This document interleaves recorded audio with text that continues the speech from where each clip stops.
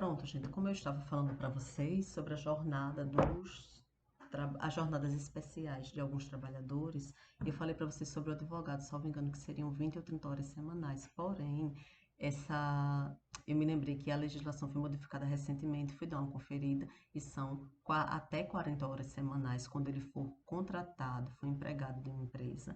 Ele vai ter até uma jornada de até 40 horas semanais e 8 horas diárias. Então, isso agora está positivado. Era o que já acontecia na prática, né? Mas agora foi positivado, tá? Pelo Poder Legislativo. Então, o advogado tem essa jornada aí, não tão especial mais. Mas temos a jornada especial do bancário. A do bancário, sim, são 30 horas. A do jornalista, 5 horas diárias, tá? Podendo ser prorrogado por acordo escrito para 7 horas diárias. A do trabalhador de minas e subsolo, trabalhador de telefonia, 6 horas diárias, 36 semanais, até 36 semanais.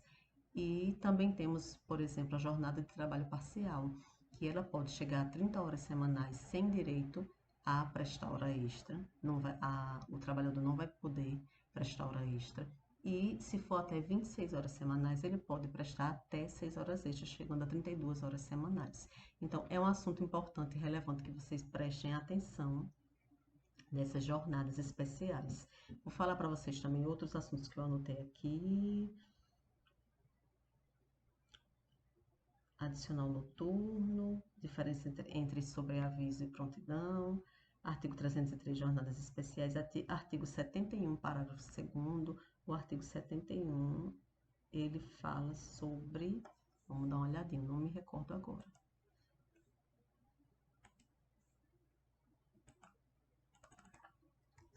Artigo 71, CLT. Vamos ver do que trata o artigo 71. Sobre a jornada.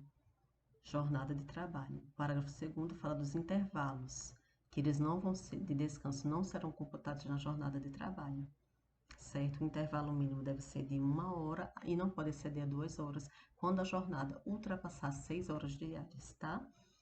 E o intervalo entre a jornada também é uma coisa que é muito cobrada, gente. Aquele intervalo entre o final de uma jornada e o início da outra, que deve ser no mínimo 11 horas. É também um tema bastante cobrado. Vou falar para vocês aqui. Eu acho que era só isso mesmo, gente. Súmula 118 do TST e OJ 410 do TST. Vamos dar uma olhadinha na OJ 410.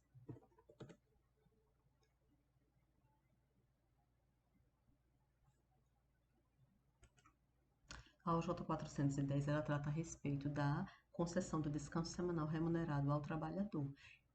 O que a OJ fala é uma coisa óbvia, que esse descanso semanal remunerado ele não pode ser concedido no 8º dia, após o 7º dia. Tem que ser concedido dentro de 7 dias. Vejam os absurdos que a gente tem que enfrentar, né? Com certeza a OJ precisou ser editada por conta de casos práticos, da realidade daqueles que tentam explorar os trabalhadores e colocam eles nessa situação de conceder folga apenas no 8º dia.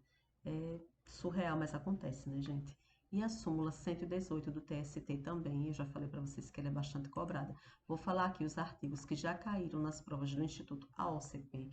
Todos eles são poucos, gente. Vou falar aqui rapidinho para que vocês deem uma olhadinha com calma. Artigo 6º que fala que não se deve diferenciar o trabalho que é prestado em casa ou aquele sobre a direção do empregador e aquele que é prestado na própria empresa, ou seja, é a positivação do teletrabalho. Artigo 6º não faz distinção entre uma coisa e outra, tá? O artigo 11 também já foi cobrado, ele fala sobre... Daqui a pouco vou me lembrar. Artigos 58, 58A, parágrafo 5º, que fala sobre a jornada de trabalho, sobre a jornada e remuneração, eu não estou me lembrando agora, acho que é jornada de trabalho.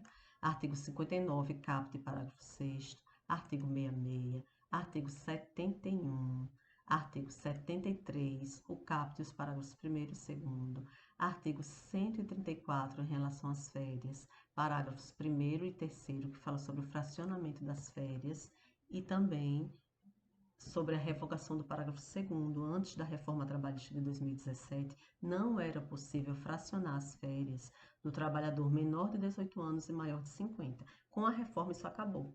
É possível fracionar sim em até 3 períodos, desde que o primeiro período, gente, ele não ultrapasse 14 dias, isso é para todos os trabalhadores.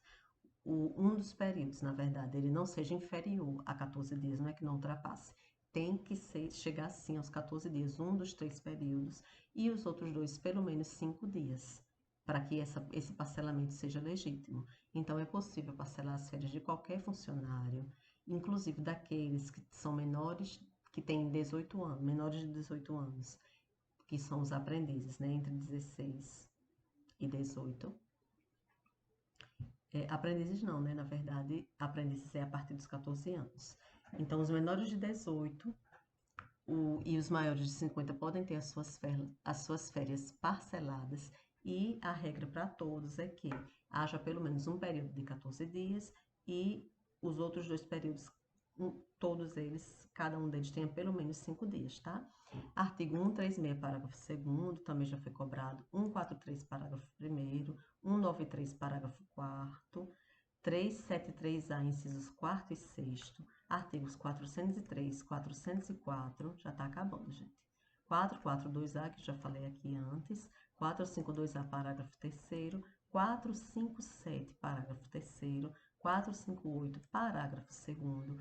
461, caput e parágrafo 1º. Isso foi bastante alterado, gente, com a reforma trabalhista de 2017. É sobre a equiparação paragonal. Então, deem uma olhadinha com calma nesse dispositivo. E o artigo 611-B, que falam que pode ser objeto ou não de acordo ou convenção coletiva. Então, esses são os dispositivos que eu queria trazer para vocês, algumas noções sobre o que pode ser cobrado na prova. E agora, abram o código, gente, se dediquem e estudem, porque direito material do trabalho não é um bicho de 7 cabeças. Direito processual é um pouco mais complexo, pelo menos para mim, mas direito material do trabalho é um conteúdo assim, pelo menos para essa prova de técnico, o conteúdo está bem enxuto, tá? Aproveitem, eu desejo o melhor para vocês, não se aflijam, parem, leiam com calma, leiam e releiam esses artigos, porque amanhã vai ser muito importante na sua prova, tá joia? Um grande beijo, eu fico por aqui e até a nossa próxima aula.